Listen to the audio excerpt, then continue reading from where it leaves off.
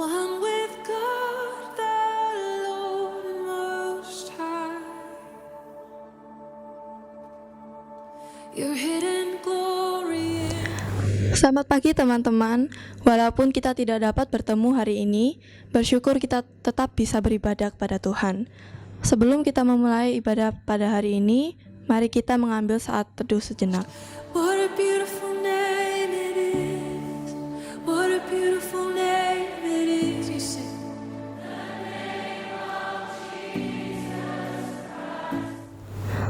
Pertolongan kita adalah dalam nama Tuhan yang menjadikan langit dan bumi, serta segala isinya, dan yang tidak pernah meninggalkan hasil perbuatan tangannya.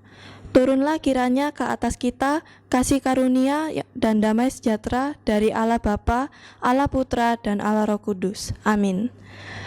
Teman-teman, sudah sepantasnya kita bangga punya Allah seperti Allah kita. Karena di dalam segala situasi dan keadaan, Dia tidak pernah meninggalkan kita. Maka dengan itu mari kita pujikan Sungguhku Bangga Bapa.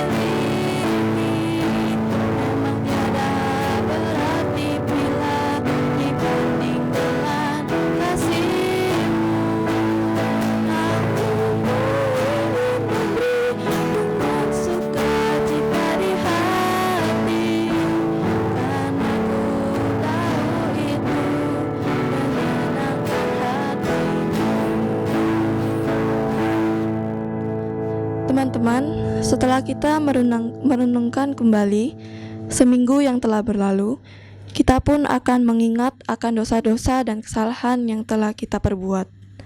Maka dengan itu, saya mengundang teman-teman untuk datang pada Tuhan dan memohon ampun atas dosa-dosa dan kesalahan kita. Mari kita berdoa. Tuhan Yesus, kami mau berterima kasih karena Engkau telah memberkati kita dan selalu berada di sisi kita selama ini. Tetapi tetap saja kita melakukan dosa-dosa dan kesalahan yang menyakitimu Tuhan. Dan karena ini kami mau merendahkan diri dan datang kepadamu Tuhan, agar Kau bisa mengampuni dosa-dosa dan kesalahan kami dan menjadikan kita baru. Kasih Tuhan Yesus, dalam nama Yesus Kristus kami berdoa. Amin. Karena kita adalah orang-orang yang telah diampuni oleh Tuhan Yesus, terimalah berita anugerah pada pagi ini. Berita anugerah terambil dari 1 Petrus 2 ayat yang ke-10. Kamu yang dahulu bukan umat Allah, tetapi yang sekarang telah menjadi umat-Nya, yang dahulu tidak dikasihani, tetapi yang sekarang telah beroleh belas kasihan. Dan mari bersama-sama kita membacakan petunjuk hidup baru yang terambil dari Markus 16 ayat ke-15. Lalu ia berkata kepada mereka, "Pergilah ke seluruh dunia, beritakanlah Injil kepada segala makhluk." Dan sekarang sebagai ucapan syukur terhadap Tuhan yang telah mengampuni kita, mari kita pujikan terima kasih Tuhan.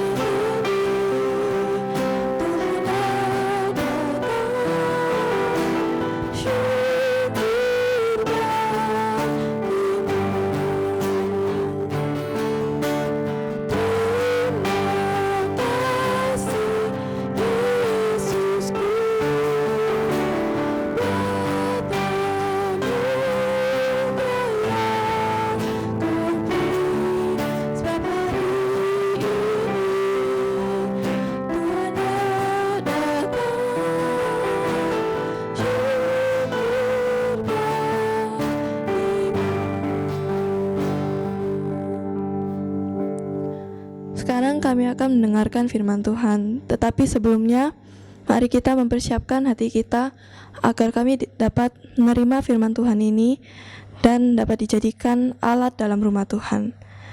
Mari kita nyanyikan bagaikan bejana.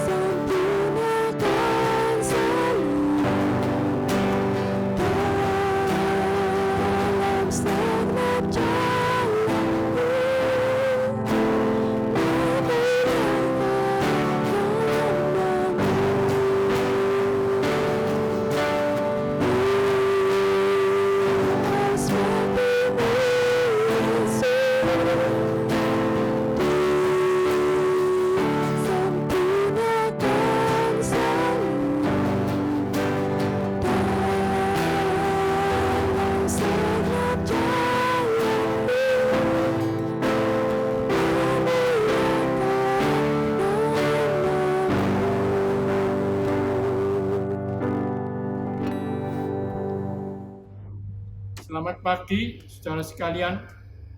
Kita hari ini tetap beribadah dengan online. Sebelumnya mari kita sama-sama berdoa. Bapa kami yang di surga, kami sekali lagi berterima kasih. Meskipun dalam keadaan virus corona ini, kami tetap Tuhan mengizinkan kami beribadah di rumah masing-masing melalui online ini. Kami serahkan waktu ini Tuhan, dan melalui ibadah online ini, Tuhan tetap berbicara kepada setiap kami. Supaya kami sungguh-sungguh melalui firman-Mu, kami dikuatkan, kami sekali lagi dibangunkan. Terima kasih Tuhan, dalam nama Yesus kami berdoa. Amin. Saudara sekalian, sampai hari ini kita sudah mulai memasuki bulan Mei. Ini minggu yang pertama. Kita mulai ibadah online. Pada waktu itu sudah pertengahan bulan Maret. Sampai hari ini sudah 1,5 bulan. Tapi kalau kita dengar berita, sepertinya sampai akhir Mei baru belum tentu bisa dibuka, diizinkan bebas dari PSBB. Oleh karena itu, kita hari ini tetap beribadah melalui online. Melalui ibadah pagi ini, saya mau memperkenalkan seorang, kalau saudara nanti saya lihatkan, seorang misionari yang bernama Eric Liddell. Melalui dia kita lebih mengenal apa tugas kita. Seharusnya kita hidup di dunia ini. Eric Liddell, dia lahir di tahun 1902. Waktu itu dia lahir di Tiongkok, padahal dia bukan orang Chinese. Dia adalah seorang Skotlandia di pemerintahan Inggris. Tapi karena papa mamanya seorang misionari, sehingga dia lahir di Chinese. Dia lahir waktu umur 5 tahun sama papa mamanya dibawa kembali ke negerinya. Sebab mereka harus menerima pendidikan di negerinya sendiri. Sehingga sejak itu dia mulai ditinggal papa mamanya seorang misionari di China. Sehingga dia merasakan tinggal di tempat yang berpisah dengan orang tua, dengan kakaknya. Ya, mereka akhirnya punya 4 bersaudara. Sejak itu dia lahir, dia sekolah, sampai dia umur 20. Pada waktu itu dia sudah di universitas. Dia dengan kakaknya seorang hobi olahraga, hobi lari, atlet, sehingga kebetulan di sekolah universitas itu ada olahraga dan mereka terlibat di dalam olahraganya. Waktu itu mereka sekolah itu kebetulan ada pertandingan, dan waktu pertandingan Eric Liddell ini akhirnya menang, dia menjadi juara. Sejak itu dia dikenal. Nah, mulai tahun itu dia memang larinya cepat sekali, saudara-saudara. Di dalam atlet 100 meter, 200 meter, sampai 400 meter, semua dia bisa mendapatkan juara emas. Maka sampai akhir 1924, dia mewakili negara Inggris ikut Olimpiade. Waktu di dalam pertandingan Olimpiade 100 meter, hari itu panitia Olimpiade menjadwalkan pertandingan 100 meter itu pada hari Minggu. Tapi bagi Eric Liddell, dia seorang Kristen, waktu itu dia menolak. Di dalam iman kepercayaannya, dia sangat kuat kepercayaannya. Dia anggap hari Minggu khusus untuk Tuhan. Maka dia menolak pertandingan 100 meter. Sehingga pada waktu itu seluruh orang negerinya marah sekali. Ngamuk sama dia. Dianggap pengkhianat, menganggap tidak cinta negara apa. Dia tidak peduli. Dia ngomong hari Minggu khusus buat Tuhan. Itu memberikan kita satu contoh, saudara sekalian. Dia menganggap hari Minggu adalah hari Tuhan. Maka dia tidak mau ikut pertandingan meskipun dia bisa mendapatkan emas atau dia bisa memecahkan rekor, tetapi dia tetap tidak mau. Akhirnya semua marah, tapi dia berdoa. Sehingga pada waktu itu ada pertandingan selanjutnya yang 400 meter. Padahal dia jarang sekali mau ikut pertandingan yang 400 meter sebab dia paling bagus di dalam 100 meter. Tetapi pada waktu itu dia coba 100 meter saya tidak bisa, saya ambil 400 meter. Di dalam pertandingan itu, puji Tuhan, akhirnya dia mendapatkan juara emas. Sampai dia mendapat rekor dunia, memecahkan rekor dunia. Sehingga waktu dia menjadi juara 1, seluruh negeri sorak sukacita sekali. Sampai waktu dia pulang dari ke negerinya, disambut meriah. Semua bersukacita. Dia dipeluk, dihormati, mendapatkan kebanggaan yang luar biasa. Tetapi di tahun 1925 dia ngambil satu keputusan, dia mau mengikut kakaknya menjadi misionari ke China. Pada waktu itu orang-orang semua mendengarkan marah sekali dan mengatakan, kamu punya masa depan yang begitu cemerlang, begitu bagus, kamu tinggalkan.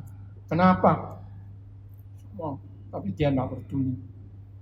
1925 dia ambil keputusan, dia pergi ke Tiongkok menjadi guru mengajar di Tianjin. Di sana dia mulai kehidupan seorang guru di China.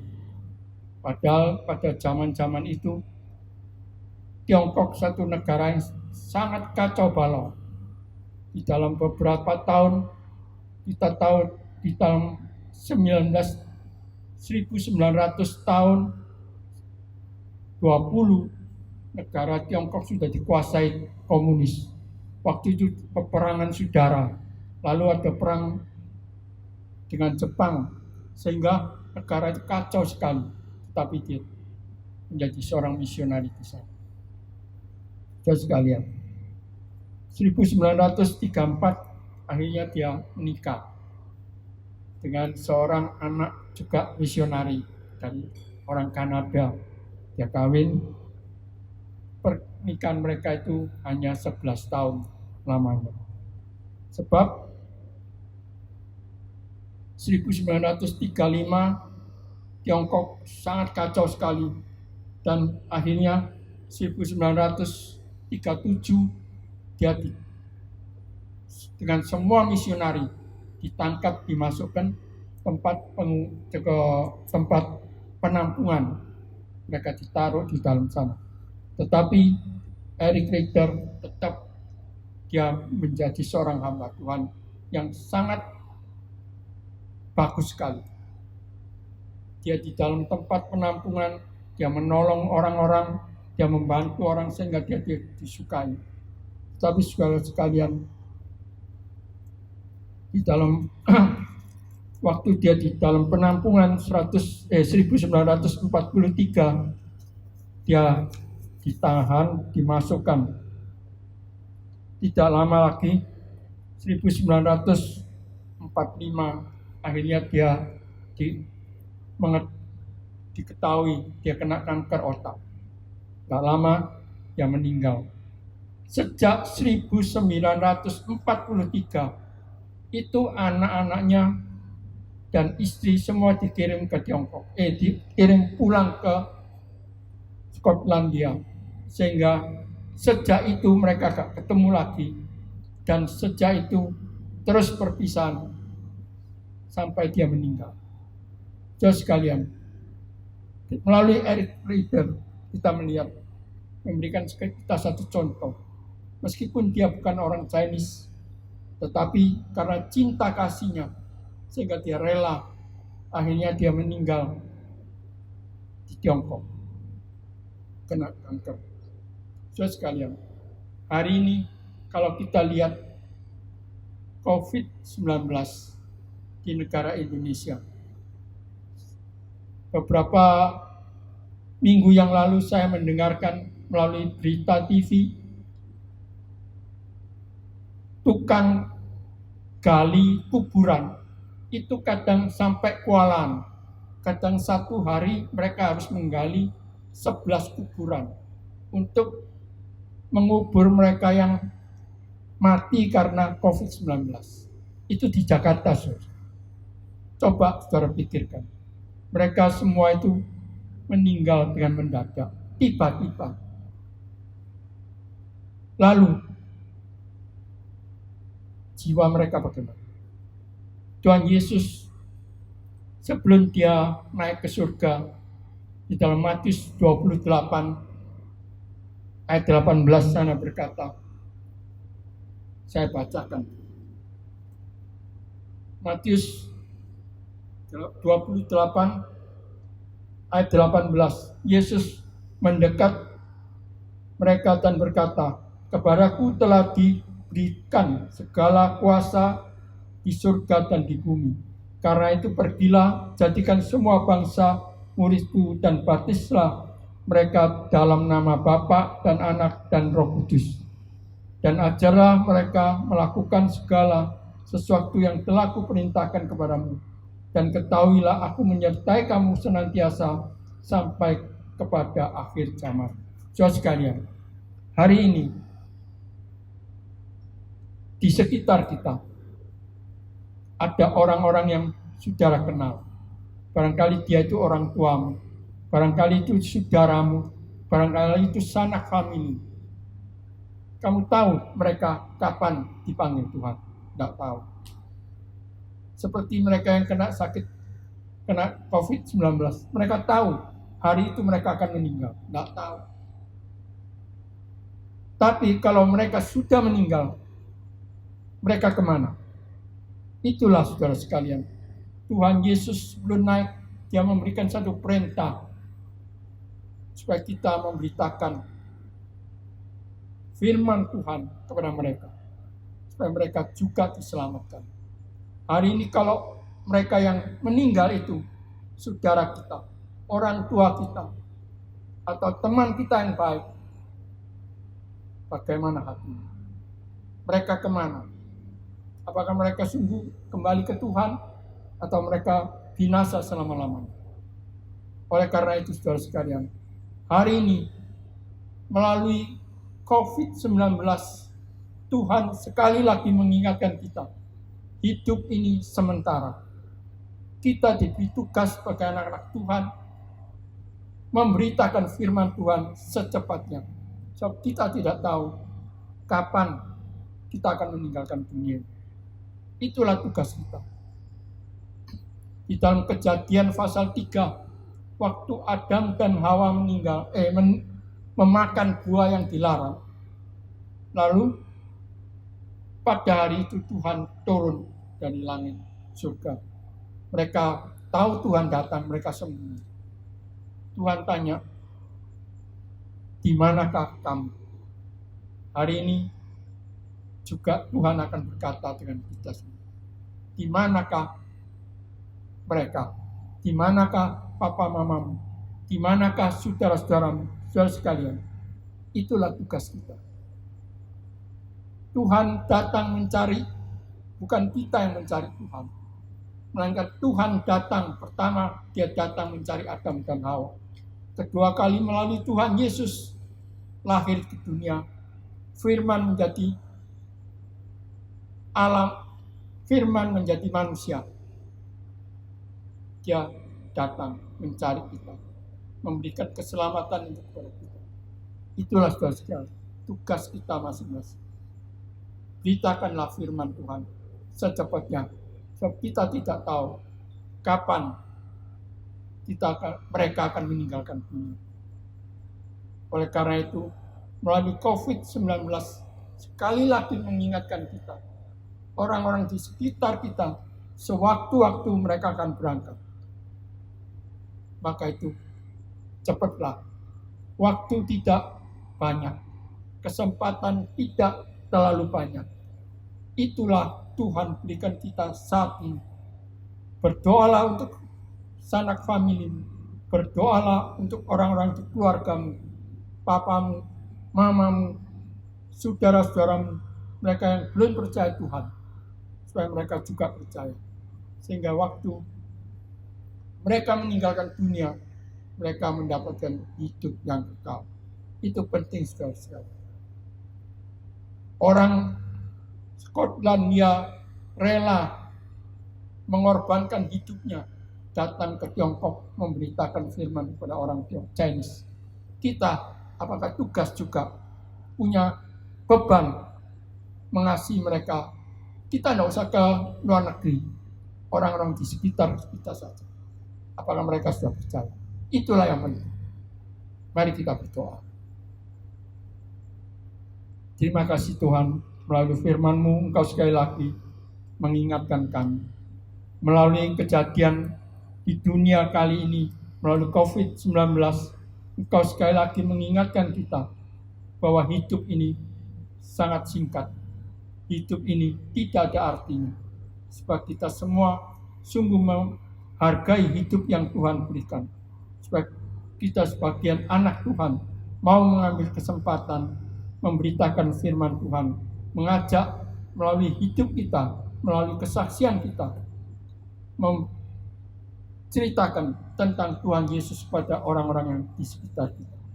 Terima kasih Tuhan, Kau pakai kami semua supaya kami sungguh menjadi saluran berkat bagi orang-orang yang di sekitar kita. Dalam nama Yesus kami doa. Amin.